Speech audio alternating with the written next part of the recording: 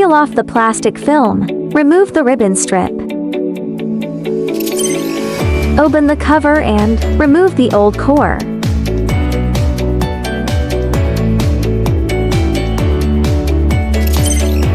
Insert the new ribbon core into the guide track. Feed the ribbon along the fold direction into the inlet. Install the gear. Feed the ribbon through the outlet.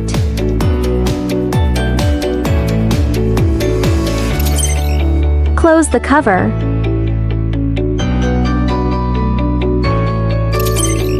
Install the ribbon guide.